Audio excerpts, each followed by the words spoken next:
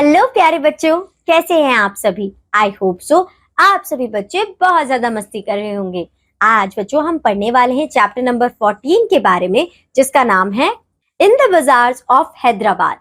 यहाँ पे बच्चों हम देखेंगे कि हैदराबाद के बाजारों में क्या क्या हमें मिलता है। तो चलिए शुरू करते हैं इस पोयम को हमारी एक्सपर्ट के साथ। Hello students, welcome to your English classes. In our today's English class, we are going to see your last chapter of the book, that is chapter number 14. And the name of your chapter number 14 is In the Bazaars of Hyderabad. In this chapter, my dear student, we are going to see what items are sold in the bazaars of Hyderabad. Okay? But before proceeding in the direction of this chapter, we are going to see some questions. We all go to the market for shopping. Answer some questions about shopping and see how smart a buyer you are. हम सभी लोग market जाते हैं, ठीक है। So my dear students, आप लोग भी गए होंगे अपने पेरेंट्स के साथ कभी मार्केट में। तो ये जो क्वेश्चंस है ना, इन क्वेश्चंस का आंसर आपको देना है, जिससे आपको ये पता चलेगा that how smart buyer you are. Okay, so the first question is who does shopping in your household. आपके हाउस होल्ड में शॉपिंग कौन करता है, ये आप बताओगे।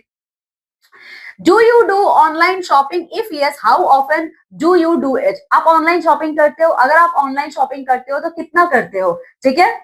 Third, what place do you prefer for shopping? A mall or a local market? अगर आपके पास ऑप्शन हो that you have to do shopping from a mall and from a local market area, तो आप किसको चूज करोगे, ठीक है। Then while shopping for expensive items, do you compare prices at different shops? ठीक है। तो अगर आप कोई एक्सपेंसिव आइटम खरीदते हो, सो माय डियर स्टूडेंट्स, तो क्या आप उसके प्राइस को 2-3 शॉप्स पे चेक करते हो।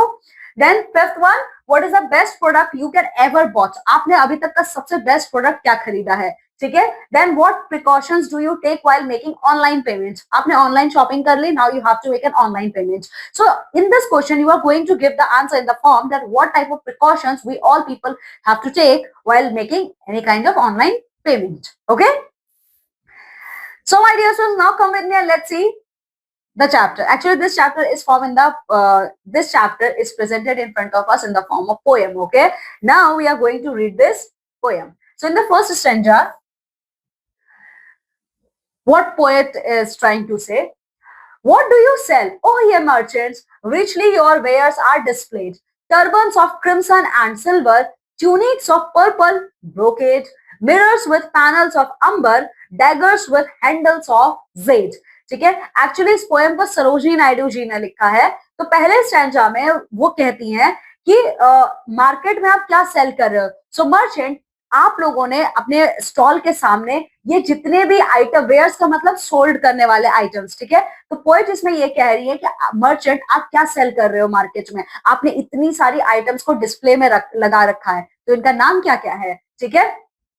तो देखिए, तो वहां पे जो जो चीजें डिस्प्ले में रखी हुई हैं, उनमें से आपका टर्बन है जो कि क्रिम्सन और सिल्वर कलर का है। टर्बन मींस ये पूरा सर पे पहनने वाला एक ऑर्नामेंट होता है, इसको जेंट्स पहनते हैं, जो कि क्रिम्सन और सिल्वर कलर का है, ठीक है। वहां पे पर्पल कलर का ब्रोकेड भी रखा है। ब्रोकेड ये लेडीज पहनती हैं, ठीक है, वो जो कि पर्पल कलर का है। इसके अलावा मिरर से काम किया हुआ यहाँ पे अंबर रखा हुआ है, और यहाँ पे एक छोटा सा डैगर है, ठीक है। डैगर मीन्स एक छोटा सा खंजर है, ठीक है। तो पहले पैराग्राफ में माय डियर स्टूडेंट्स, पोएट ये पूछती हैं कि मर्चेंट आप क्या सेल कर रहे हो। ये सारे जो आइटम्स आपके सामने रखे हुए हैं, क्या आप मुझे इनके बारे में बता सकते हो। मैं जहां तक देख पा रही हूँ, आपने टर्बन रखा है जो कि रेड और बिल्कुल सिल्वर कलर का है। इसके अलावा जो ब्रोकेट है वो पर्पल कलर का है, ठीक है। इसके अलावा मिरर्स आपने रखा हुआ, जो डैगर्स है, डैगर मीन्स जो छोटे खंजर होते हैं, वो खंजर बोला जाता है, छोटे नाइफ्स, ठीक है, वो भी आपने यहाँ पे रखे हुए हैं, ठीक है।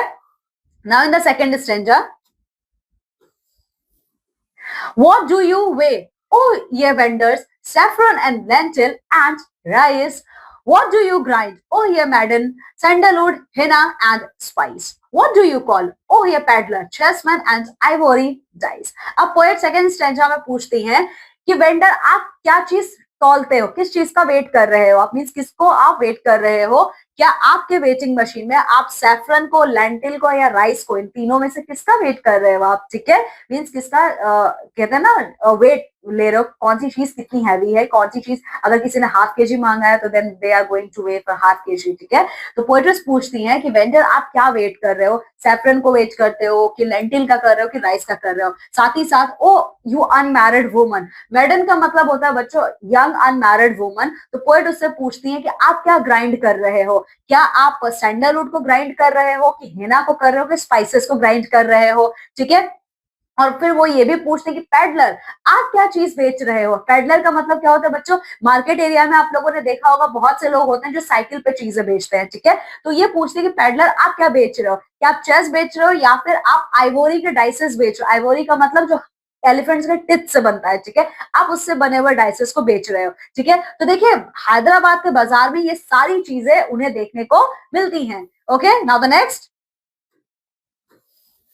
what do you make? Oh, you goldsmith, wristlet and anklet and ring, bells for the feet of blue pigeons, frail as a dragonfly's wing, girdles of gold for dancers, scabbards of gold for the king. ठीक है, तो पोएट्रेस फिर gold Smith से पूछते हैं, gold Smith कौन है, जो गोल्ड के ऑर्नामेंट्स बनाते हैं, उनसे पूछती है कि आप क्या बना रहे हो, क्या आप रिस्लेट्स बना रहे हो। रिस्लेट्स का मतलब होता है ये आर्म्स में पहनने वाले बैंड्स, ठीक है। आप एंकलेट बना रहे हो या फिर आप रिंग बना रहे हो, आप क्या चीज बना रहे हो। आप ब्लू पिजन्स के लिए बेल्स भी बना रहे हो, ठीक है, या फिर डांसर्स के लिए आप गिडल्स बना रहे हो। गिडल्स का मतलब होता है माय डियर स्टूडेंट्स, ये ऑर्नामेंट होता है जो डांसर्स डांस करते टाइम अपने रिस्ट में पहनती हैं, ठीक है, अपने सॉरी नॉट रिस्ट, अपने वेस्ट में पहनती हैं, ठीक है। तो पोएट उनसे ये पूछती है कि गोल्ड स्मिथ आप बताइए आप क्या बना रहे हो, आप रिस्लेट बना रहे हो, एंकलेट बना रहे हो, रिंग्स बना रहे हो, या फिर आप बेल्स बना रहे हो ब्लू पिजन्स के लिए, या फिर आप डांसर्स जब डांस करती हैं उनके लिए आप ये वेस्टबैंड बना रहे हो, साथ ही आप राजा के लिए स्क्रैप बैंड्स बना रहे हो, ठीक है, ताकि राजा उसको क्या करेंगे अपने ड्रेस में उसको पहनेंगे, ठीक है। तो आप क्या चीज बनाते हो, क्या चीज आप बना रहे हो, ठीक है। फिर देखिए माय डियर स्टूडेंट्स आगे क्या है, what do you cry o you fruitman, citron pomegranate and plum, what do you play o musician, sitar sarangi and drum, what do you chant o magician, spells for aeons to come, ठीक है। तो अब आगे poets पूछती हैं उनसे कि जो फ्रूट मैन है, जो फल वाले होते हैं ना, तो उनसे पूछे फल वाले आप क्या चीज चिल्ला रहे हो, आप क्या चीज बेच रहे हो, क्या आप पोमेग्रेनेट बेच रहे हो, प्लम बेच रहे हो, या फिर कोई सिट्रस फ्रूट बेच रहे हो, ठीक है। साथ ही साथ वो म्यूजिशियन से भी पूछते हैं कि म्यूजिशियन आप क्या बजा रहे हो, कौन सा इंस्ट्रूमेंट आप बजा रहे हो, आप सितार बजा रहे हो, सारंगी बजा रहे हो या ड्रम बजा रहे हो। तो वहीं पे वो ये भी देखते कि मार्केट में मैजिशियन भी हैं, ठीक है। तो वो पूछते हैं कि मैजिशियन अब आप कौन सा अपना जादू दिखाने वाले हो, ठीक है। इसके बाद देखिए व्हाट डू यू वेव, ओ ये flower girls with tassels of azure and red, crowns for the brow of a bridegroom, chaplets to garland in bed, sheets of white blossoms new garnet to perfume the sleep of the dead, ठीक है। तो वहां पे उन्हें flower बेचती हुई लड़की भी दिखती है, तो वो उससे पूछती है कि तुम ये क्या बेच रही हो, ठीक है। तो पोएट्स उनसे पूछती है कि जो लड़की फ्लावर बेच रही है उससे पूछती है कि तुम ये क्या बेच रही हो, ये रेड कलर का इतना लंबा सा जो तुमने ऑर्नामेंट बनाया है फ्लावर से, वो किसके लिए है। क्या ये ऑर्नामेंट जो तुमने बनाया है फ्लावर से वो किसी ब्राइड ग्रूम के लिए तुमने बनाया है या फिर किसी हार के लिए बनाया है। मतलब देखिए सरोजिनी नायडू जी जब उस मार्केट में देखती हैं, I mean as a scenic view, वो ये देखती हैं कि एक लड़की है जो फ्लावर्स बेच रही है, तो वो उससे पूछते हैं कि तुमने जो फ्लावर्स का इतना लंबा सा माला बनाया है वो किसके लिए बनाया है, क्या ये किसी वो माला किस कलर का, रेड कलर का है, ठीक है।